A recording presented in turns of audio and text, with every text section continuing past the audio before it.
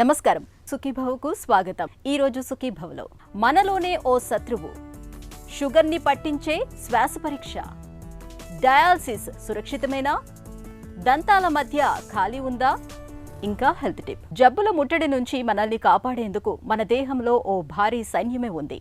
ఆ యంత్రాంగమే మన వ్యాధి నిరోధక వ్యవస్థ. అనుక్షణం శత్రువుల్ని మట్టుబెడుతూ వ్యాధుల బారిన పడకుండా కాపాడే ఈ రక్షణ వ్యవస్థే గాడి తప్పితే ఎవరు శత్రువులో ఎవరు మిత్రులో తెలియని గందరగోళంలో అనూహ్యంగా మన మీదే కత్తిగడితే మన లోపల పెద్ద విలయమే ఏర్పడుతుంది. రక్తహీనత, కీళ్లవాతం, టైప్ 1 మధుమేహం, థైరాయిడ్ లోపాలు, ఇలా ఎన్నో రకాల జబ్బులు విరుచుకుపడతాయి. వ్యాధి నిరోధక యంత్రాంగం గాడి తప్పితే ఎదురయ్యే అనర్థాలు, వాటిని అధిగమించే మార్గాల గురించి ఇప్పుడు తెలుసుకుందాం.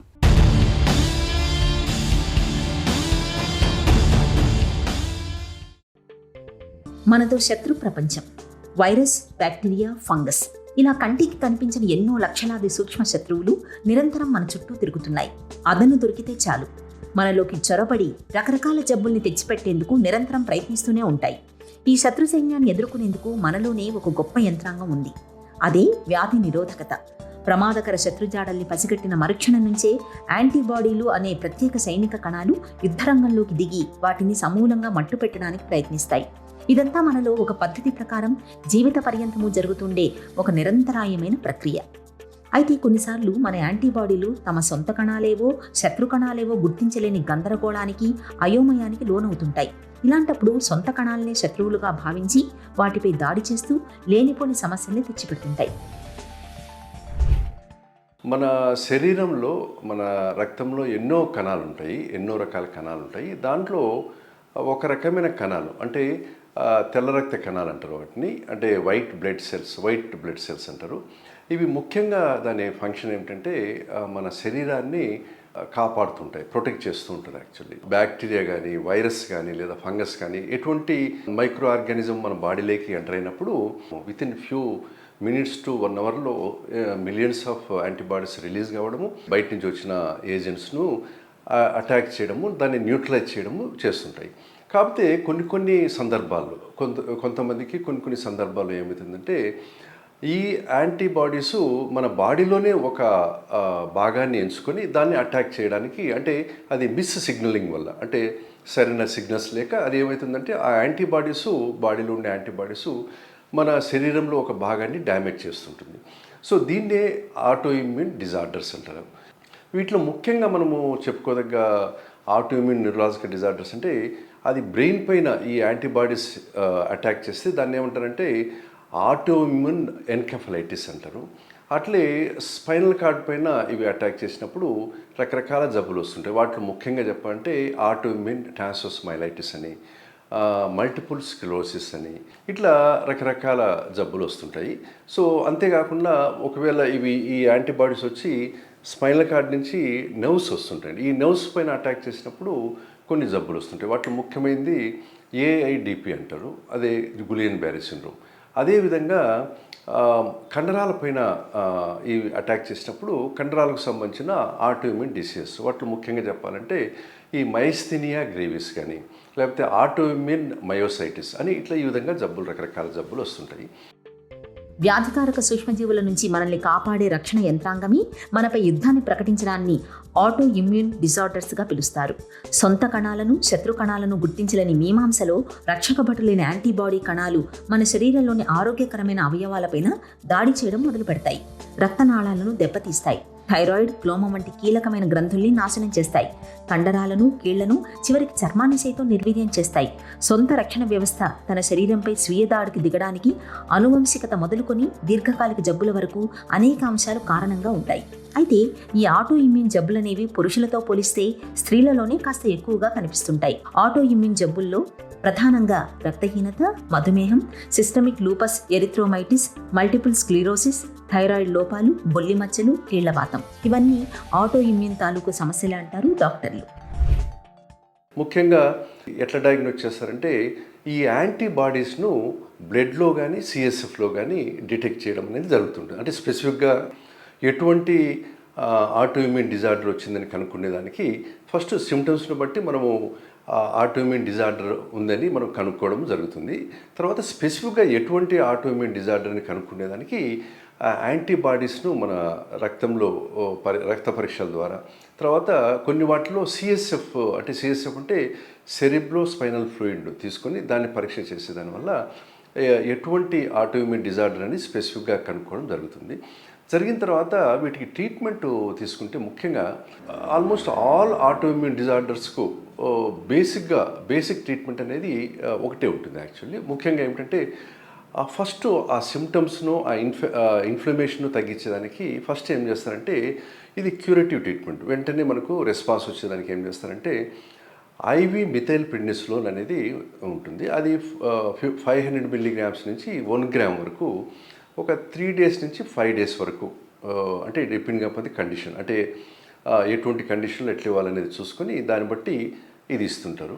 ఇది ఆల్మోస్ట్ 80% ఆఫ్ జబ్బుల్లో, ఇటువంటి జబ్బుల్లో మంచి రెస్పాన్స్ వస్తుంది. తర్వాత ఒకవేళ దీంతో కూడా రెస్పాన్స్ రాకపోతే అప్పుడు ఏం చేస్తారంటే ఐవి ఇమ్యునోగ్లోబులిన్స్ కానీ లేకపోతే ప్లాస్మా పెరిసిస్ అనే ఒక ప్రక్రియ ద్వారా కానీ ట్రీట్మెంట్ ఇవ్వడం జరుగుతుంది. సో ఈ విధంగా ఇచ్చేదానివల్ల ఇటువంటి ఆటోఇమ్యూన్ న్యూరో డిజార్డర్స్లో ఆల్మోస్ట్ 90% నుంచి 95% ఆఫ్ పీపుల్కు మంచి రెస్పాన్స్ వస్తుంది. వితిన్ ఫ్యూ డేస్లో లేదా ఫ్యూ వీక్స్లో వాళ్ళు పూర్తిగా రికవర్ కావడం జరుగుతుంటుంది. తర్వాత నెక్స్ట్ స్టెప్ ఏమిటంటే మళ్ళీ ఫ్యూచర్లో ఈ ఆటోఇమ్యూన్ డిజార్డర్స్ అనేది వాళ్ళకి వచ్చేదానికి అవకాశాలు ఎక్కువ ఉంటాయి. అందుకని మళ్ళీ అట్లా రాకుండా ఉండడానికి కొన్ని మందులు ఉంటాయి. యాక్చువల్లీ ఆ మందులు మెయిన్ ఫంక్షన్ ఏమిటంటే ఈ ఇమ్యూన్ రెస్పాన్స్ను సప్రెస్ చేసేదానికి వాటిని ఏమంటారంటే ఆ డ్రగ్స్ను ఇమ్యూనో సప్రెసర్ కానీ లేకపోతే ఇమ్యూన్ మాడ్యులేటర్స్ కానీ లేకపోతే డిసీజ్ మాడిఫైయింగ్ ఏజెంట్స్ అని పిలుస్తుంటారు. ఇటువంటి మందులు మనము జబ్బులను బట్టి కొన్ని నెలల తరబడి లేదా కొన్ని సంవత్సరాల తరబడి వాడుతుంటే పూర్తిగా అది మళ్ళీ ఫ్యూచర్లో రాకుండా ఉండేదానికి అవకాశాలు ఉంటాయి. ఆటోఇమ్యూన్ జబ్బుల్లో కొన్ని వాటంతటవే తగ్గిపోతాయి, కొన్ని మాత్రం దీర్ఘకాలిక సమస్యలుగా మారి నిత్య జీవితాన్ని దుర్భరంగా మారుస్తాయి. మరికొన్ని రకాల సమస్యలు తగ్గినట్లే తగ్గి మళ్లీ కొంతకాలానికి విజృంభిస్తుంటాయి. ఇలాంటి జబ్బుల్ని ప్రస్తుతానికి మనం పూర్తిగా నయం చేసుకోలేకపోయినా తగిన జాగ్రత్తలు, స్టెరాయిడ్ మందుల్ని వాడుకోవడం ద్వారా వాటిని జీవిత పర్యంతము చక్కగా అదుపులో ఉంచుకోవచ్చు. ఆటోఇమ్యూన్ జబ్బులకు ఖచ్చితమైన కారణాలు లేనందువల్ల వీటిని నివారించుకోవడం ప్రస్తుతానికి కష్టమైన విషయం. ఈ వ్యాధులపై ప్రపంచవ్యాప్తంగా ఎన్నో పరిశోధనలు జరుగుతున్నాయి. ఎప్పటికప్పుడు కొత్త ఔషధాలు, చికిత్స విధానాలు మనకు అందుబాటులోకి వస్తున్నాయి. మున్ముందు వీటిపై పూర్తి విజయం సాధించే అవకాశాలు ఉన్నాయని మాత్రం భావించవచ్చు. హెల్త్ న్యూస్ మీకోసం.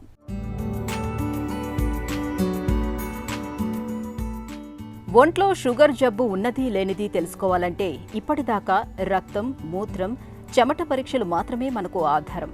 అయితే ఇకపై వీటి అవసరం ఉండదని కేవలం శ్వాసను పరీక్షించడం ద్వారా మధుమేహం తాలూకు ఆనవాళ్లను చక్కగా పసిగట్టొచ్చని చెబుతున్నారు అమెరికాలోని పెన్సిల్వేనియా యూనివర్సిటీకి చెందిన శాస్త్రవేత్తలు.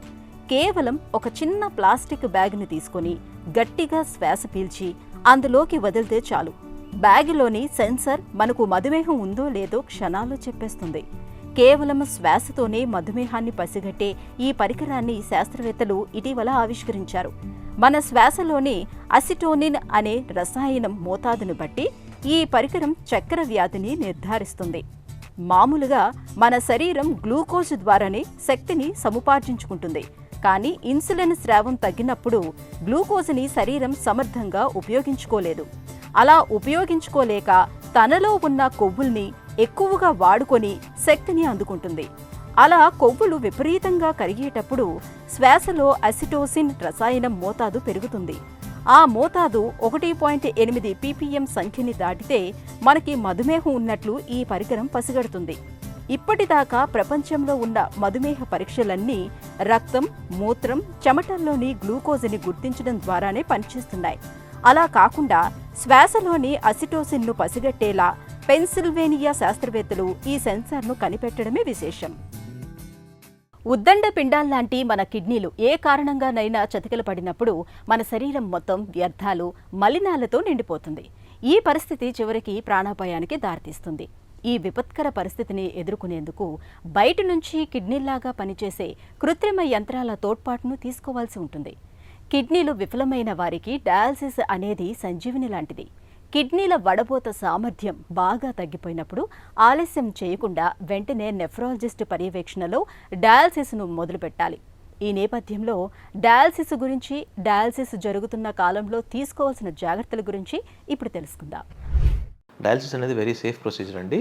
ఇప్పుడున్న డయాలసిస్ ప్రక్రియల్లో మనకి హీమోడయాలసిస్, హీమోడయాఫిల్ట్రేషన్, పెరిటోనల్ డయాలసిస్ ఈ 3 ప్రక్రియలు ఏది తీసుకున్నా కూడా చాలా సేఫ్ ప్రొసీజర్స్ అండి.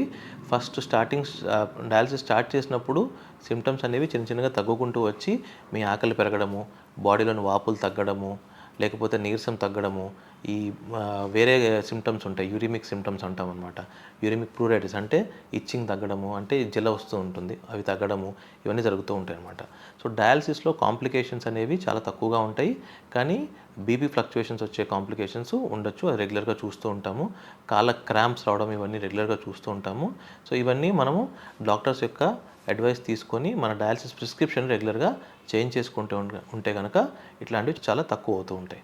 సో మామూలుగా మనకి డయాలసిస్ మీదకి వచ్చేసరికి పేషెంట్స్కి ఒక అవగాహన వస్తూ ఉంటుందండి. మన కిడ్నీ జబ్బుల్లో కాళ్ళవాపులు ఎక్కువ ఉండడము, బీపీ ఎక్కువ ఉండడము, ఆకలి వేయకపోవడము, ఇవన్నీ సిమ్టమ్స్. ఇలాంటి సిమ్టమ్స్ ఉన్న వాళ్ళని మనం డయాలసిస్ మీదకి అడ్వైస్ చేస్తూ ఉంటాం అనమాట. సో ఇలా ఉన్నవాళ్ళు వాటర్ కంటెంట్ని కంట్రోల్ చేసుకోవాలి. అంటే రోజు మొత్తం మీద మీ డాక్టర్ గారు చెప్పినట్టు లీటర్ నుంచి లీటర్న్నర వరకు మీ కండిషన్ బట్టి అడ్వైస్ చేస్తూ ఉంటారు. 2 సాల్ట్ కంటెంట్ తగ్గించుకోవాలండి. సాల్ట్ కంటెంట్ 2 గ్రామ్స్ నుంచి 5 గ్రామ్స్ వరకు మీ కండిషన్ బట్టి మీ డాక్టర్ అడ్వైస్ చేస్తూ ఉంటారు. సో 2 గ్రామ్స్ కానీ 5 గ్రామ్స్ కానీ అంటే ఏంటి అంటే మన దైనందిక జీవితంలో వాడే ఉప్పులో రెగ్యులర్గా అందరూ నార్మల్ మనుషులు వాడే ఉప్పులో 20%, 50%. సో దీన్ని 2 గ్రామ్స్ 5 గ్రామ్స్గా మనం పరిగణలోకి తీసుకోవచ్చు. 3 ఫాస్ఫరస్ కంటైనింగ్ ఫుడ్స్ అంటే మిల్క్ ప్రోడక్ట్స్, వీటిని తగ్గించుకోవాలండి. 4 పొటాషియం కంటైనింగ్ ఫుడ్స్ అంటే పొటాషియం ఎక్కువ పదార్థాలు లైక్ పళ్ళ రసాలు, కొబ్బరి నీళ్ళు, వీటిని తగ్గించుకోవాలి. అట్లాగే పొటాషియం ఎక్కువ ఉన్న పళ్ళు అంటే బనానా, మ్యాంగో, కస్టర్డ్ ఇట్లాంటివి తక్కువ తీసుకోవాలి. 4 ప్రోటీన్ కంటెంట్. ఈ నార్మల్ ఫుడ్లో ఎగ్స్ తీసుకోవడము, లేకపోతే నాన్ వెజ్ తీసుకునే వాళ్ళైతే వారానికి ఒకసారి చికెన్ కానీ, వైట్ మీట్ చికెన్ కానీ, ఫిష్ కానీ తీసుకోవడము. 3 ఒకవేళ తీసుకోలేని పరిస్థితుల్లో సప్లిమెంటల్ ప్రోటీన్ అంటే ప్రోటీన్ పౌడర్స్ రూపంలో కానీ వాటి రూపంలో తీసుకుంటూ ఉండాలి. 4 మెడికేషన్స్. ఈ డయాలసిస్ మీదకి వచ్చేసాం కదా, ఇంకా మెడికేషన్స్ అవసరం లేదనుకోవడం తప్పండి. డయాలసిస్ మీద ఉన్నా కూడా మందులు కంటిన్యూ చేస్తూ ఉండాలి. మీ మందుల్ని మీ డయాలసిస్ అయ్యే కొద్దీ మంత్లీ ఇన్వెస్టిగేషన్స్ అంటే బ్లడ్ రిపోర్ట్స్ చేసి మీ మందుల్ని మీ డాక్టర్ అడ్జస్ట్ చేస్తూ ఉంటారు. కారణాలు ఏవైనా కావచ్చు, కానీ మనలో కొంతమందిలో దంతాల మధ్య ఖాళీ కనిపిస్తూ ఉంటుంది. కొంతమందిలో పుట్టుకతో ఉంటే మరికొంతమందిలో దంతాలు ఊడిపోవటం వల్ల వాటి మధ్య ఖాళీ కనిపిస్తూ ఉంటుంది. దంతాల మధ్య ఖాళీని మనలో చాలామంది పెద్దగా పట్టించుకోరు, పైగా అదృష్టమని భావిస్తూ ఉంటారు. నిజానికి దంతాల మధ్య ఖాళీ ఉండటం వల్ల పక్కన ఉండే దంతాలు ఆ భాగంలోకి ఒరిగిపోతూ ఉంటాయి. దీంతో లేనిపోని సమస్యలు వచ్చి పడుతూ ఉంటాయి. దంతాల మధ్య ఖాళీలు, వాటిని సరిచేసే దంత వైద్య చికిత్సల గురించి డాక్టర్ని అడిగి ఇప్పుడు తెలుసుకుందాం.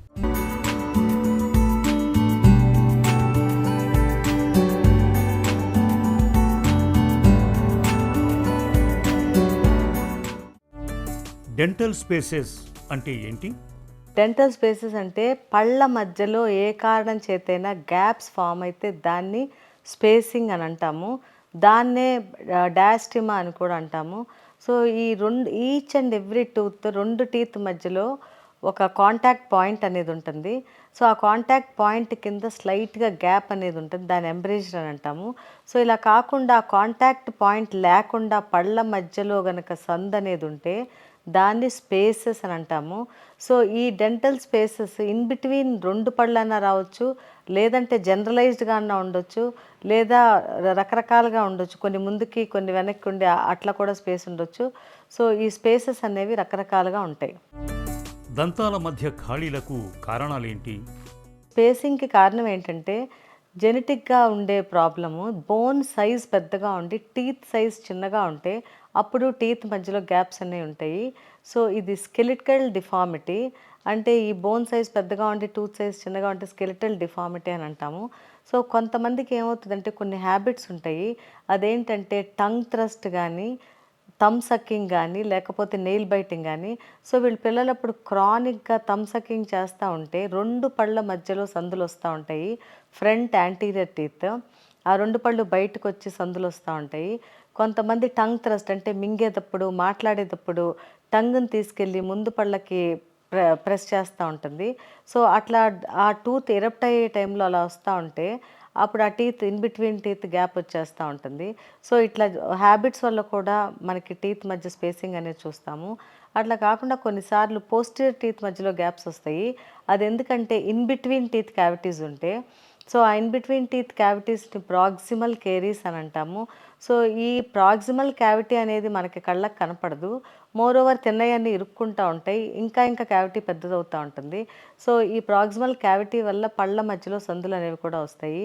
సో అట్లా టూత్ సైజ్ చిన్నగా ఉన్న, టూత్ షేప్ డిఫార్మిటీ ఉన్న, కొన్నిసార్లు చిన్న టూత్ ఉంటాయి, పెగ్ షేప్డ్ లేటరల్స్ అని, అట్లా ఉన్నప్పుడు కూడా ఈ గ్యాప్స్ అనేది వస్తూ ఉంటాయి.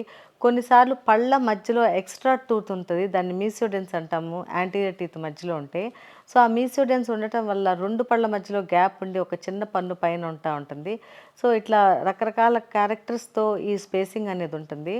సో ఇవన్నీ కాకుండా కొన్ని పెథలాజికల్ స్పేసింగ్ అనేది ఉంటుంది. అదేంటంటే పెరిడాంటల్ ప్రాబ్లం ఉన్నప్పుడు, పెరిడాంటల్ ప్రాబ్లం అంటే పళ్ళ కింద రూట్ మీద ఉండే ఎముక అరిగినప్పుడు, అప్పుడు పళ్ళకి గ్యాప్ అనేది వచ్చి ఎముక అరిగిపోయి పళ్ళు కదులుతూ ఉంటాయి. సో దీనివల్ల స్పేసింగ్ వస్తూ ఉంటుంది. అలా కాకుండా కొన్నిసార్లు ఏమన్నా కింద మైనర్ సిస్ట్లు ఉన్నా కూడా టూత్ కొంచెం ఎక్స్ట్రూడ్ అయ్యి గ్యాప్స్ అనేది వస్తూ ఉంటాయి. తర్వాత ఏదన్నా దెబ్బ తగిలి కూడా కొన్నిసార్లు పళ్ళు ముందుకి వెనక్కి జరిగి ఈ స్పేసింగ్ అనేది ఉంటుంది. చిగుళ్ళ సమస్యలతో దంతాల మధ్య ఖాళీలు వస్తాయా? ఇప్పుడు గమ్ డిసీజ్ ఉందనుకోండి, అంటే ఈ స్వోలెన్ గమ్స్ కానీ జింజువైటిస్ కానీ ఉంటే ఆ క్యాలిక్యులస్ అనేది లోపల జింజేవాలో డిపాజిట్ అయిపోయి ఉంటుంది. సో ఎప్పుడైతే క్యాలిక్యులస్ లోపల డిపాజిట్ అయి ఉంటుందో అది క్లీనింగ్కి కొంచెం ఇబ్బందిగా ఉంటుంది. పేషెంట్ క్లీన్ చేసుకోవటానికి గమ్ అడ్డొస్తూ ఉంటుంది. అట్లా అని క్లీన్ చేస్తే బ్లీడింగ్ ఉంటుంది. కాబట్టి వాళ్ళ బ్లీడింగ్ చూసి ప్యానిక్ అయిపోయి చాలామంది క్లీనింగ్ కూడా చేయరు. సో అట్లా ఆ లోపల క్యాలిక్యులస్ ఉండి లోపల ఎముక ఉంటుంది. ఆ బోన్ మీద ఆ క్యాలిక్యులస్ ప్రెషర్ ఎక్సర్ట్ చేసి బోన్ని రిజార్బ్ చేస్తూ ఉంటుంది. సో ఆ బోన్ ఎప్పుడైతే రిజార్బ్ అవుతుందో అదంతా ఒక రకమైన గ్రాన్యులేషన్ టిష్యూలా ఫామ్ అవుతుంది. టూత్కి 4 సైడ్ల పట్టుకోవాల్సిన బోన్ ఒక గ్రాన్యులేషన్ టిష్యూలా ఫామ్ అయినప్పుడు టూత్లో స్లైట్గా మొబిలిటీ అనేది స్టార్ట్ అవుతుంది. సో ఈ టూత్లో స్లైట్గా మొబిలిటీ స్టార్ట్ అయినప్పుడు ఈ గమ్ అనేది ష్రింక్ అయ్యి కిందకి వెళ్ళిపోతూ ఉంటుంది. సో ఎప్పుడైతే గమ్ ష్రింక్ అయ్యి కిందకి వెళ్ళిపోతుందో, అంటే పై గమ్స్ పైకి, కింద గమ్స్ కిందకి జరుగుతూ ఉంటాయో, సైజ్ ఆఫ్ ద క్రౌన్ పెద్దగా అనిపిస్తూ ఉంటుంది. తర్వాత కొన్ని డేస్ తర్వాత, అంటే కపుల్ ఆఫ్ మంత్స్ తర్వాత ఏమవుతుందంటే ఆ ఎముక అరిగిపోయిన పళ్ళు స్లోగా మైగ్రేట్ అయ్యి గ్యాప్ అనేది స్టార్ట్ అవుతుంది. అంటే 2 పళ్ళ మధ్యలో సందుల్లాగా వచ్చి టూత్ బయటకు వస్తూ ఉంటాయి. ఆ తర్వాత నెక్స్ట్ స్టేజ్ ఏంటంటే పన్ను లూజ్ అయ్యి ఊడిపోవటం. కాబట్టి మీరు ఎప్పుడైతే బ్లీడింగ్ గమ్స్ చూస్తారో, ఎప్పుడైతే మీకు గమ్స్ స్వెల్ అయి ఉంటాయో, అప్పుడు ఇమీడియట్గా దంతవైద్యుని సంప్రదిస్తే మీకు ఇటువంటి ప్రాబ్లమ్స్ అనేది ఏవి రావు. దంతాల మధ్య ఖాళీని ఎలా సరిచేస్తారు? ఈ కరెక్షన్ ఆఫ్ స్పేసింగ్ అనేది మనం depending upon the type of spacing present అనేది చూసుకోవాలి ఫస్ట్.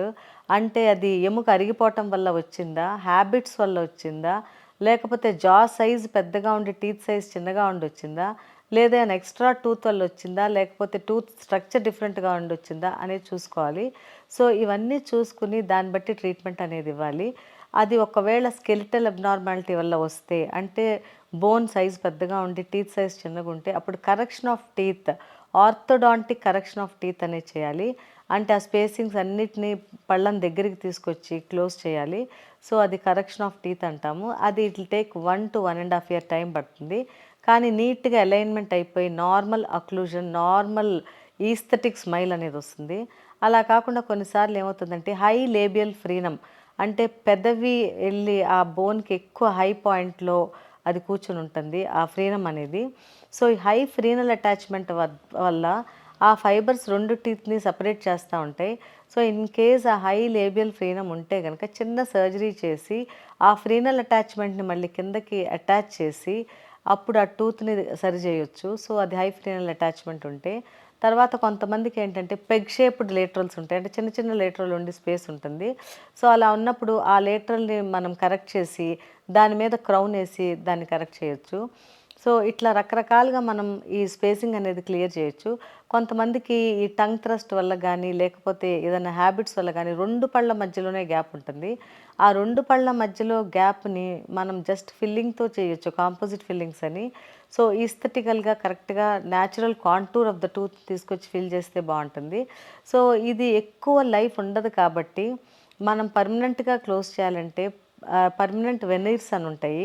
ఆ క్రౌన్స్ మీద వెనీర్స్ లాగా వేసేస్తే ఎటువంటి ఇబ్బంది ఉండకుండా చాలా ఈస్థెటిక్గా కంఫర్టబుల్గా ఉంటుంది.